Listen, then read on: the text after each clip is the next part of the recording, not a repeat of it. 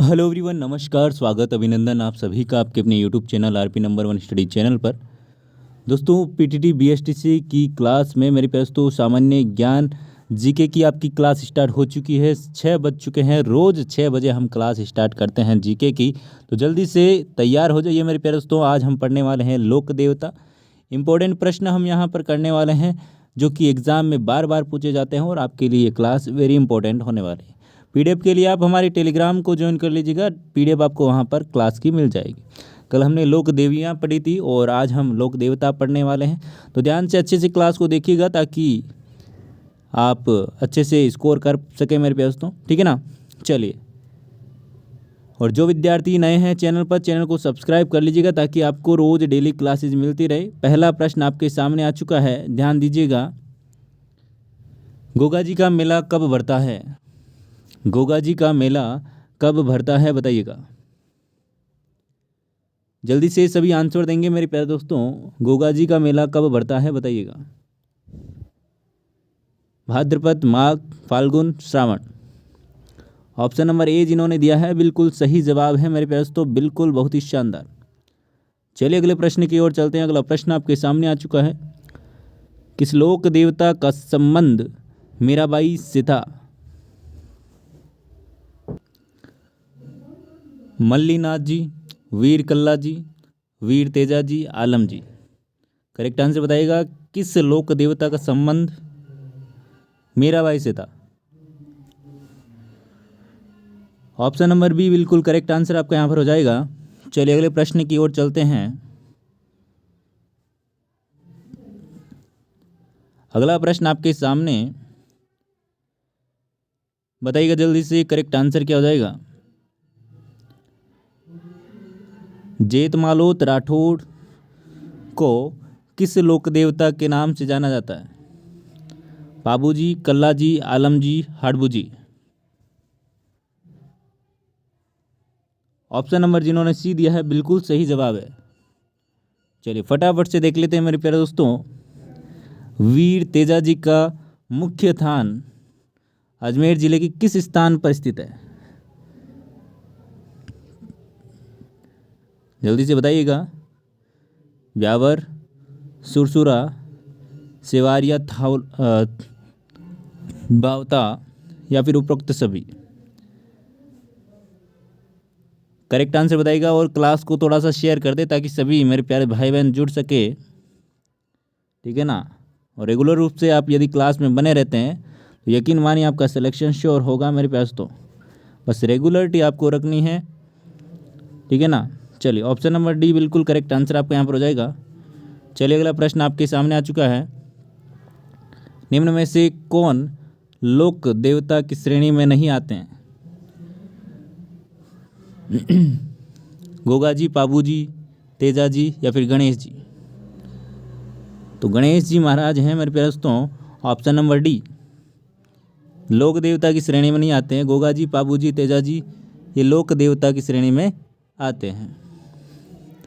अगला प्रश्न आपके सामने, किस लोक देवता का समाधि स्थल की बनावट मकबरे नुमा होती है?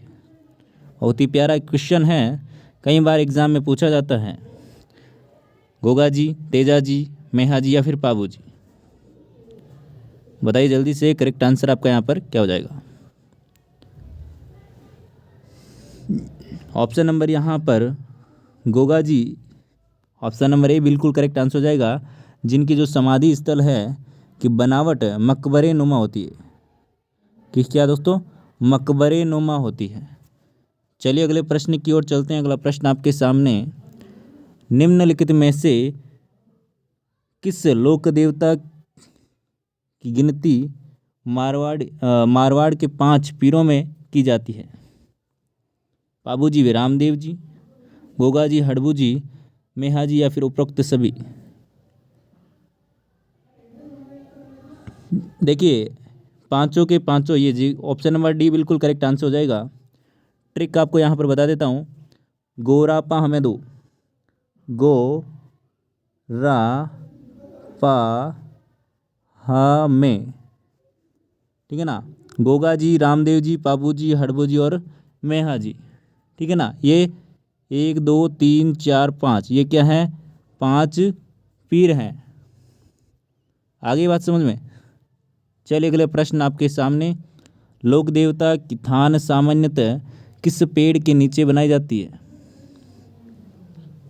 बबूल, खेजड़ी, पीपल या फिर बरगद?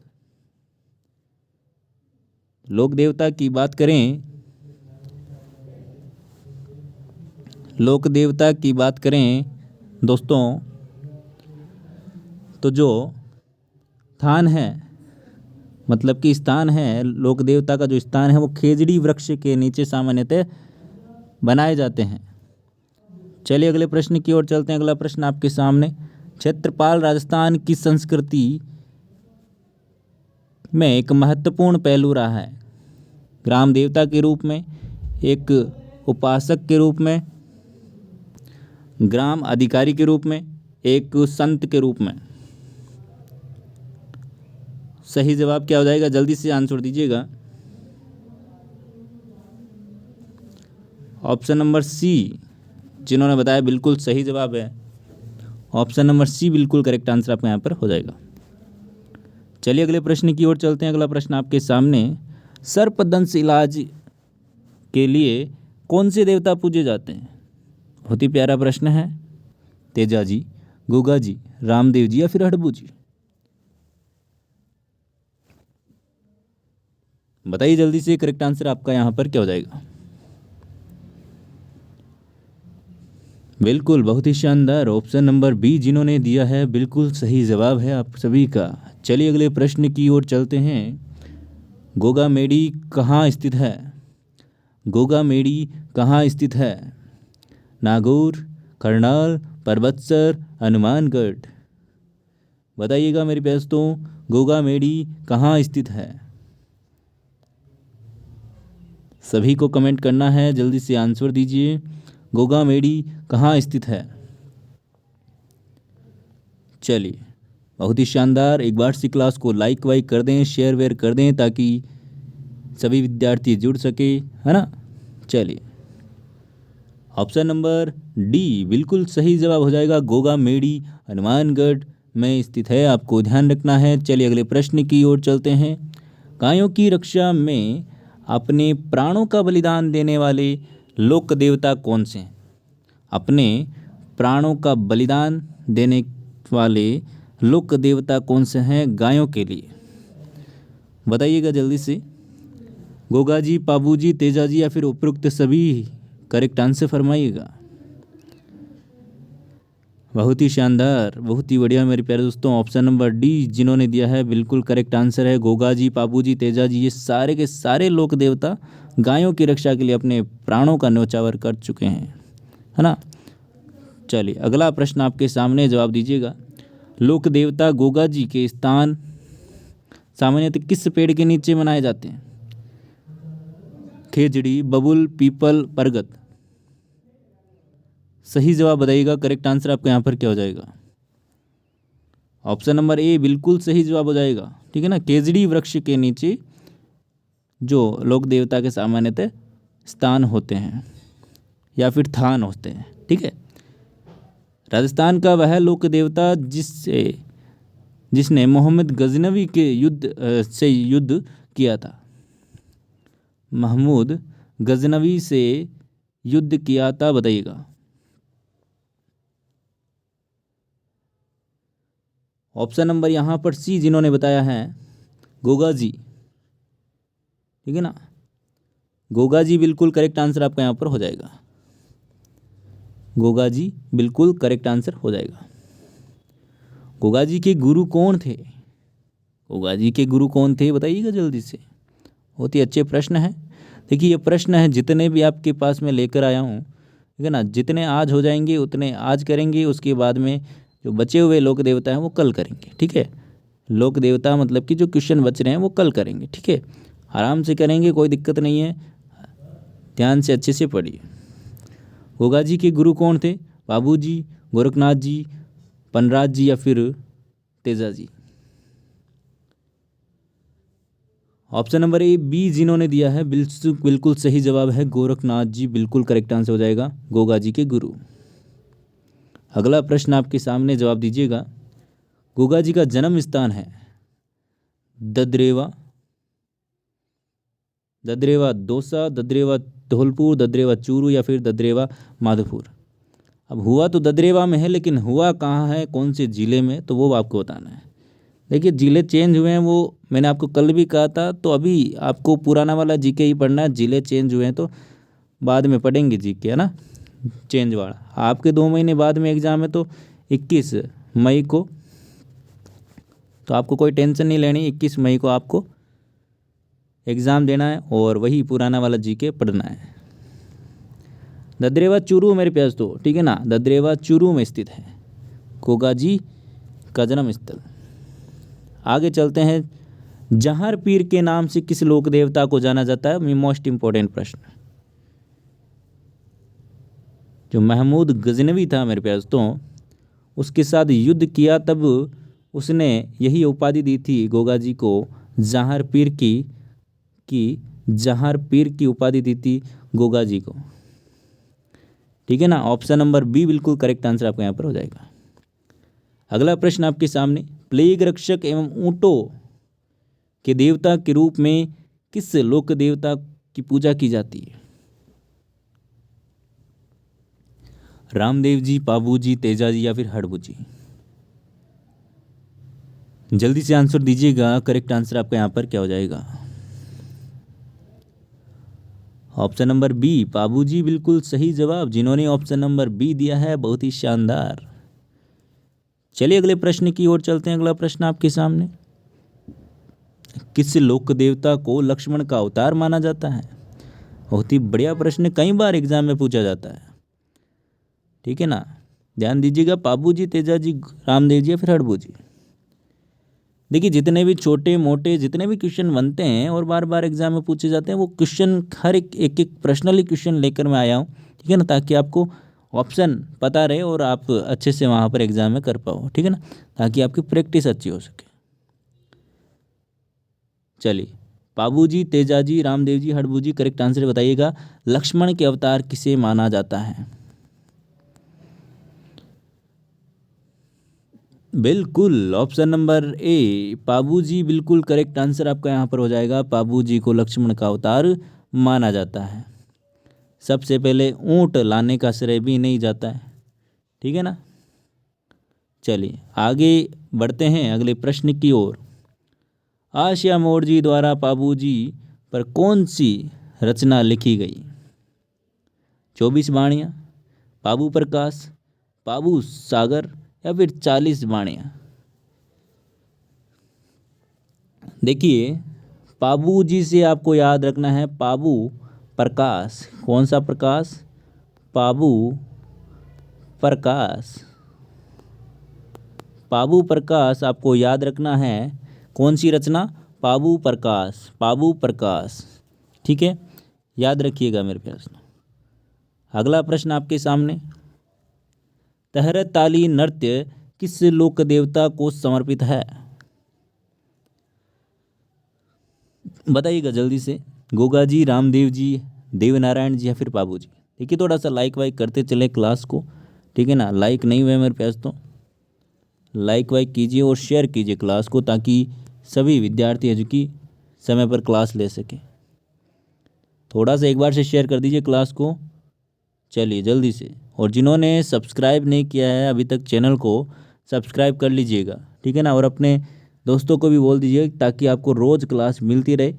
सारी की सारी क्लास आपको बता दूं, सुबह 10 बजे आपकी रीजनिंग की क्लास होती है, उसके बाद में 11 बजे आपकी शिक्षण अभिरुचि की, ठीक है, टीचिंग एप्टीट्यूड, और 5 बजे शाम को आपकी हिंदी की क्लास, और 6 बजे आपकी ये जीके की क्लास होती है, ठीक है ना। ये ध्यान दीजिएगा, आप सारी की सारी क्लासें आप लें। ऑप्शन नंबर बी, तेरह ताली नृत्य किया जाता है रामदेव जी के मेले में। अगला प्रश्न आपके सामने, राम सा पीर रूणी जरा धनी के नाम से कौन से लोक देवता प्रसिद्ध हैं? सिंपल सा प्रश्न है और जाना माना प्रश्न है, एग्जाम में पूछा जाता है कई बार। तेजाजी लोक रामदेव जी या फिर पाबू जी या फिर मेहा जी, करेक्ट आंसर बताइएगा। करेक्ट आंसर फरमाइएगा। करेक्ट आंसर आपका यहाँ पर क्या हो जाएगा, ऑप्शन नंबर बी जिन्होंने दिया है बिल्कुल सही जवाब। रामदेव जी को रामसा पीर रूणी जरा धनी के नाम से जाने जाते हैं। अगला प्रश्न आपके सामने, जवाब दीजिएगा मेरे प्यारे मित्रों। राजस्थान की किस लोक देवता को कृष्ण का अवतार माना जाता है? हड़बू जी, रामदेव जी, पाबू जी, तेजा जी। बहुत ही प्यारा प्रश्न। कृष्ण का अवतार किस लोक देवता को माना जाता है? जल्दी से आंसर दीजिएगा। बिल्कुल बिल्कुल मेरे प्यारे दोस्तों, ऑप्शन नंबर जिन्होंने यहाँ पर बताया है बी, बिल्कुल करेक्ट आंसर है आप सभी का। रामदेव जी को माना जाता है। निम्न में सत्य कथन कौन सा है? बताइएगा, निम्न में से सत्य कथन कौन सा है? रामदेव जी भक्ति में कामड़ जाति की स्त्रियों द्वारा 13 ताली नृत्य किया जाता है। रामदेव जी के चमत्कारों को पर्चा कहते हैं। रामदेव जी भक्तों द्वारा गाए जाने वाले भजन को ब्यावले कहते हैं, या फिर उपरोक्त सभी। जल्दी से आंसर दीजिएगा, करेक्ट आंसर क्या हो जाएगा? ऑप्शन नंबर डी जिन्होंने बताया है बिल्कुल सही जवाब है। देखिए, रामदेव जी की जो भक्ति में कामड़ जाती है उनकी स्त्रियों द्वारा है जो कि 13 ताली नृत्य किया जाता है। ये आपको ध्यान रखना है। 13 ताली नृत्य किसके द्वारा किया जाता है? कौन सी जाति? कामड़ जाति। कौन सी दोस्तों? कामड़ जाति के द्वारा है जो कि यह नृत्य किया जाता है। और चमत्कार को पर्चा कहते हैं। और जो भजन गाए जाते हैं, ठीक है ना, भक्तों द्वारा जो भजन गाए जाते हैं उनको क्या कहते हैं? ब्यावले कहते हैं। आगे बात समझ में? चलिए अगले प्रश्न की ओर चलते हैं। रामदेव जी मेघवाल जाति के भक्तों को कहा जाता है रिखिया, जम्मा या फिर ब्यावले या फिर नेजा? बताइएगा, करेक्ट आंसर क्या हो जाएगा मेरे प्यारे दोस्तों? रिखिया, जम्मा, ब्यावले या फिर नेजा, करेक्ट आंसर बताइएगा। चलिए,